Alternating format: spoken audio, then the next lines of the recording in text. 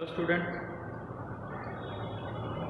अभी अपने पिछले लेक्चर में देखा कि टाइप ऑफ क्लीवेज और क्लीवेज होता क्या है, उसके टाइप क्या क्या होते हैं, उनके बारे में अपने विस्तार से स्टडी की। चलो अब अपने आगे करते हैं पैटर्न्स ऑफ क्लीवेज, यानी विदलन के प्रतिरूप। देखो सिंपली क्या होता है, विदलन होता है, ब्लास्टोमियर बनते हैं।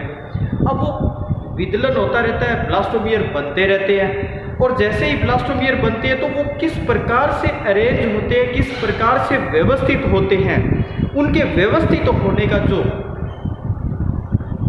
सिस्टम होता है या जो व्यवस्था होती है उसको अपने कहते हैं विदलन का प्रतिरूप या पैटर्न्स ऑफ क्लीवेज। अगर अपने स्टडी करें क्लीवेज की पैटर्न्स की तो अपने देखते हैं कि जो क्लीवेज के पैटर्न हैं वो मुख्य रूप से जो है 4 प्रकार के अपने 4 प्रकार से जो है अलग अलग एनिमल्स के अंदर देखने को मिलते हैं, उन पे अपने जो है स्टडी करते हैं। तो सबसे पहला जो अपने पैटर्न देखते हैं वो पैटर्न देखो मिलता है बड़े सिंपल से, जैसे कुछ एनिमल होते हैं जैसे स्पंज हो गया, इकाइनोडर्मेट्स के कुछ एनिमल्स हो गए। तो अपने क्या है उन एनिमल्स पे जो क्लीवेज होते हैं, उसके बाद जो ब्लास्टोमियर व्यवस्थित होते हैं, उनको देखकर जो है अपने एक सबसे पहला जो है रखते हैं रेडियल क्लीवेज। रेडियल क्लीवेज में क्या होता है, जो सारे के सारे ब्लास्टोमियर्स होते हैं वो रेडियल पैटर्न के अंदर जो है अरेंज हो जाते हैं। कारण क्या होता है इसका, क्योंकि जैसे ही ब्लास्टोमियर पहला होता है दूसरा ब्लास्टोमियर बनता है तो उस समय जो क्लीवेज फेरो बनती है वो पहले क्लीवेज के राइट 90 डिग्री एंगल पर बनती है, और इस कारण से जो है सारे के सारे एक के बाद दूसरा, दूसरे के बाद तीसरा, तीसरे के बाद चौथा जैसे होता है तो पहला क्लीवेज दूसरे क्लीवेज और दोनों के बीच में जो एंगल बनता है वो 90 डिग्री होता है। जो क्लीवेज फेरो बनती है, जो विदलन खांच बनती है, उसके बीच में जो एंगल होता है वो जो है 90 डिग्री का। दूसरे नंबर का जो क्लीवेज, इसका एग्जाम्पल आप लिख लेना, स्पंजीज के अंदर और इकाइनोडर्मेट्स के अंदर इस प्रकार का जो है रेडियल क्लीवेज पाया जाता है। दूसरा आता है बाइलेटरल क्लीवेज। बाइलेटरल क्लीवेज जो होता है इसमें क्या होता है, बड़ा सिंपल सा टाइप का क्लीवेज होता है। इसमें जो है प्रथम 3 विदलन खांचे जो होती है वो एक दूसरे के जो है 90 डिग्री एंगल पर बनती है, उसके बाद में जो है उनकी पोजीशन इधर उधर हो जाती है। तो इसमें क्या होता है कि बनने वाले जो क्लीवेज है, जैसे फर्स्ट क्लीवेज, सेकंड क्लीवेज और थर्ड क्लीवेज तक तो एक दूसरे के जो है बनती है, उसके बाद वो अरेंज होने लग जाती है। और इस प्रकार से जो है जो क्लीवेज पैटर्न होता है वो पाया जाता है। टिनोफेरा और एसिला के जो जंतु होते हैं, टिनोफेरा और एसिला के जो जंतु होते हैं उनके अंदर जो है इस प्रकार का क्लीवेज पाया जाता है। तीसरा और जो सबसे इम्पोर्टेंट क्लीवेज होता है वो होता है स्पाइरल क्लीवेज।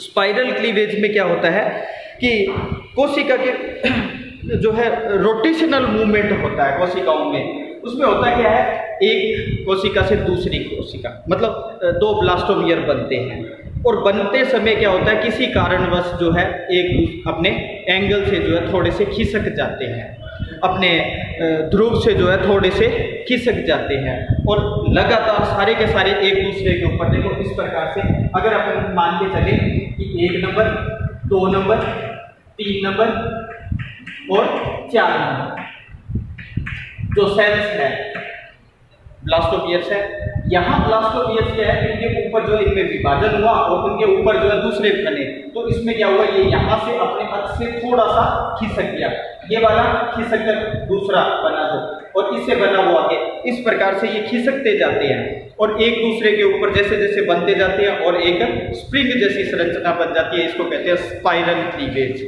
ये स्पाइरल क्लीवेज जो होता है वो एनेलिड्स, मोलस्कन्स, निमर्टिन्स, रोटिफर्स और प्लेनेरिया के जंतुओं के अंदर अपने को देखने को मिलता है।